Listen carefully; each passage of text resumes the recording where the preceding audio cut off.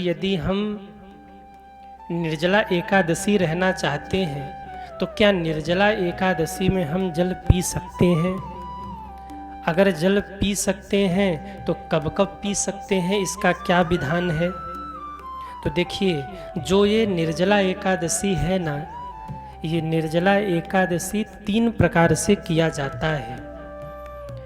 निर्जला, सजला और सफला, ये 3 प्रकार हैं। 3 प्रकार से एकादशी का व्रत रहा जाता है। निर्जला यानी बिना जल पिए आप व्रत रहिए। अगर आप निर्जला नहीं रह सकते तो सजला यानी जल पी कर के आप व्रत रहिए। अब आप कहेंगे गुरुजी हम निर्जला नहीं रह सकते, सजला भी नहीं रह सकते, कुछ खाने के लिए चाहिए, तो फिर आप सफला रह लीजिए। फलहार यानी फल खा करके आप व्रत रह लीजिए। निर्जला रहिए, न रह पाइए तो सजला रहिए, और सजला भी न रह पाइए तो सफला रहिए। ये 3 प्रकार है एकादशी रहने का।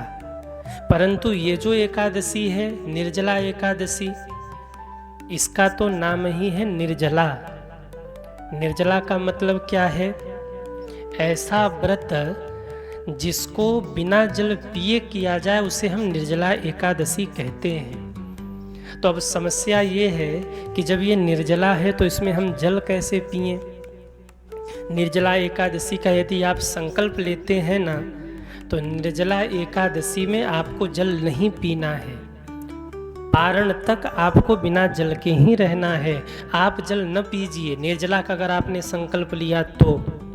परंतु यदि आप बालक हैं, वृद्ध हैं, रोगी हैं, या बिना जल के अगर प्राण पे बना आए, तब के लिए शास्त्रों ने, संतों ने छूट दी है कि आप सजला व्रत भी कर सकते हैं। अब शरीर साथ नहीं देता, आप निर्जला रह रहे हैं, पता लगा शाम को मूर्छित होके गिर गए, अब घर भर परेशान है, तो व्यवस्था और बिगड़ जाएगी। यदि आपका शरीर स्वस्थ है तब तो कोई बात नहीं, परंतु यदि आपका शरीर स्वस्थ नहीं है तो आप इस निर्जला एकादशी को सजला रह करके भी रह सकते हैं, सफला रह करके भी रह सकते हैं। परंतु यदि आपका शरीर स्वस्थ है तो आप संकल्प लेकर 24 घंटे का बिना जल के इस व्रत को संपन्न करिए। आप कहेंगे महाराज जी इसका फल क्या है? यदि आपने इस निर्जला एकादशी को 24 घंटे तक बिना जल पिए व्रत को पूर्ण कर लिया ना, तो साल की 24 एकादशियों का फल आपको इसी एक एकादशी से प्राप्त हो जाएगा। यदि आप सक्षम हैं तो फिर 24 घंटे का व्रत करिए, और यदि आप उतना नहीं रह सकते तो फिर एक उपाय और आप कर सकते हैं। यदि आप 24 घंटे की एकादशी नहीं रह सकते ना, तो 12 घंटे की निर्जला एकादशी रह लीजिए। आप कहेंगे महाराज जी 12 घंटे की निर्जला कैसे रहे? तो देखिए, 12 घंटे की निर्जला का मतलब है सुबह ब्रह्म मुहूर्त में आपने संकल्प लेकर व्रत को शुरू किया। अब दिन भर आप व्रत रहिए, जब सूर्यास्त हो जाए शाम के समय, तो सूर्यास्त के 1-2 घंटे बाद आप जल पी लीजिए। तो 24 एकादशी का फल तो आपको नहीं मिलेगा, परंतु यदि आपने दिन भर निर्जला रह लिया तो इस एक व्रत से कम आपको 12 एकादशी का फल तो प्राप्त ही हो जाएगा।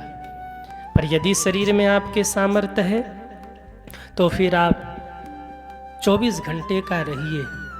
प्यास बहुत लगती हो तो निर्जला एकादशी के दिन भोर में उठिए, स्नान करके ठाकुर जी का पूजन करके खूब बढ़िया पेट भर पानी पी लीजिए। ब्रह्म मुहूर्त में सूर्योदय के आधे घंटे पहले, 1 घंटे पहले जब सूर्य उदित होते हैं, उसके आधे 1 घंटे पहले जितना जल आप पी सकते हैं आप पी लीजिए। इससे दिन भर आपको प्यास नहीं लगेगी और आपका व्रत निभ जाएगा। तो ब्रह्म मुहूर्त में पानी पी लीजिए, और फिर 24 घंटे आप बिना जल के रहकर अगले दिन पारण के बाद आप जल ग्रहण करिए। पर यदि इतनी शरीर की क्षमता नहीं है ना, तो दिन भर आप एकादशी रहिए, ब्रह्म मुहूर्त में जल पी लीजिए, दिन भर निर्जला रहिए और शाम के सूर्यास्त के बाद आप जल पी करके फिर सजला व्रत रहकर अगले दिन उस व्रत का पारण कर लीजिए। अगर आधे दिन भी आप निर्जला रह लेंगे तो विश्वास में रहिए 12 एकादशी का फल तो आपको प्राप्त हो ही जाएगा। और अगर आप ये भी नहीं रह सकते तो फिर आप साधारण एकादशी रहिए, फलहार लेकर के आप 25 तारीख को इस व्रत का पालन करिए और 26 तारीख को एक निर्जला एकादशी का पारण करिए। पर यदि आप 24 घंटे की निर्जला नहीं रह सकते, यदि आप 12 घंटे की भी निर्जला नहीं रह सकते, तो फिर आप साधारण एकादशी रह लीजिए। साधारण एकादशी कैसे रहेंगे? जैसे आप अन्य एकादशी करते हैं ना, फलहार करके जल पी करके, आप उसी प्रकार इस निर्जला एकादशी को भी साधारण रूप से रह लीजिए। 25 को व्रत रह करके 26 को पारण कर लीजिए। 25 को आपको फलहार करना है।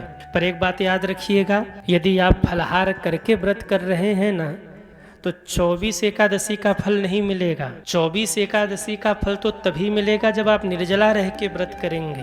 पर यदि आप फलहार रह के व्रत कर रहे हैं तो भी आपको एक एकादशी का फल तो मिलेगा ही मिलेगा, इसमें कोई संदेह नहीं है। पर एक बात का ध्यान रखेंगे, यदि आप साधारण सफला एकादशी भी रहते हैं, फल आदि खा करके, फलहार ले करके भी, तो उसमें बाजार की वस्तुएं आप न खाएं। आजकल आ गए ना वो व्रत वाले पापड़, तो व्रत वाला ये पैकेट बंद आता है वो बना बनाया, ऐसी चीज़ों को जो पैक बंद बना बनाया ही आ रहा है, केवल उसे लेकर के खाना है। व्रत वाले चिप्स हो गए, व्रत वाले पापड़ हो गए, क्या क्या व्रत के समोसे हो गए, क्या क्या लोग ले आए मार्केट में। तो यदि आप ऐसे चीज़ों का सेवन करते हैं तो उसकी शुद्धता की कोई गारंटी नहीं है। आपका व्रत टूट सकता है।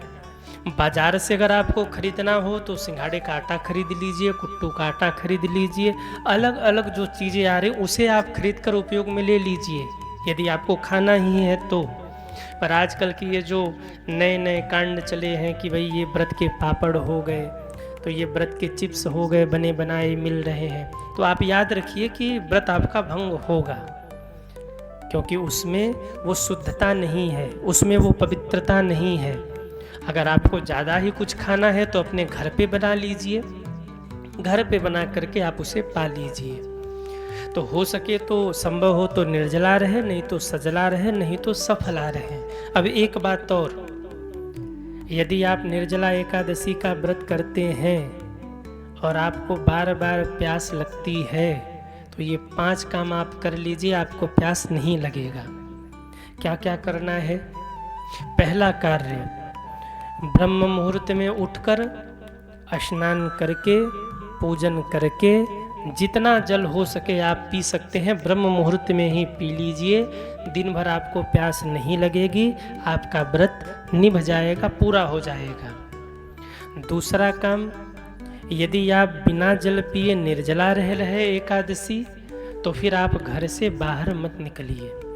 बहुत ज़्यादा घर से बाहर नहीं निकलेंगे, धूप वगैरह में नहीं जाएंगे, तो फिर आपको प्यास नहीं लगेगी और आपका व्रत पूरा हो जाएगा।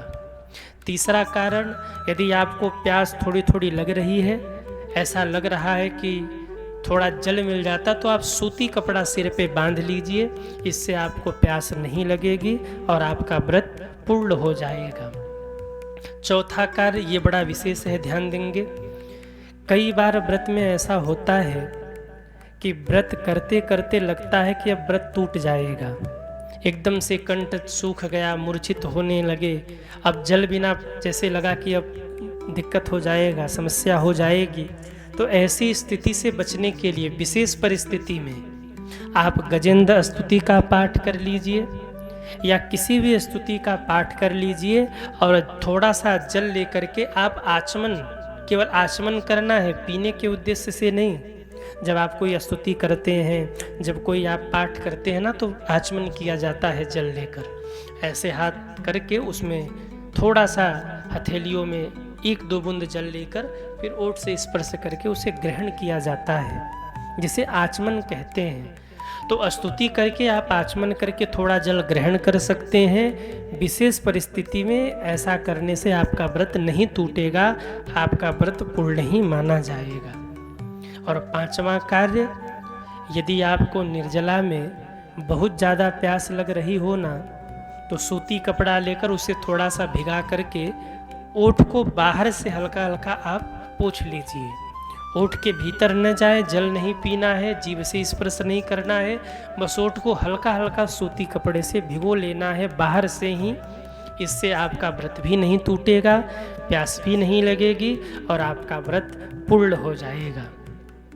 अब जो शारीरिक श्रम बहुत ज़्यादा करते हैं, जिनको काम धाम करना है, मेरा उनसे निवेदन है कि भाई भक्ति और भजन तो ठीक है, पर ऐसा भक्ति भजन न करिए कि आपका शरीर ही अस्वस्थ हो जाए। जिनको शरीर से बहुत ज़्यादा श्रम करना है, तो मैं उनसे कहना चाहूँगा, आप निर्जला न रह करके आप सजला और सफला रह करके आप व्रत कर लीजिए, क्योंकि उस दिन भी आपको कड़ी मेहनत करनी है। कई बार मैंने देखा है, कई ऐसे भी भक्त होते हैं जो शरीर से उनका बहुत ज़्यादा श्रम होता है, फिर भी एकादशी रहते हैं। तो फिर मैं उनसे निवेदन करूं कि जिनको शारीरिक श्रम बहुत ज़्यादा हो, वो अगर निर्जला रह सकते हैं तो रहें, और नहीं रह सकते तो भगवान सब देखते हैं, सब पर कृपा करते हैं। आपको मन ही मन दुखी नहीं होना है। शारीरिक श्रम बहुत ज़्यादा होता हो तो आप सफला रह कर के भी ये व्रत कर सकते हैं। निर्जला एकादशी जो बिना जल पिए रह सकते हैं, बिना जल पिए व्रत करें। जो जल पीकर कर सकते हैं, जल पीकर करें। जो फल खा करके कर सकते हैं, फल खा करके करें।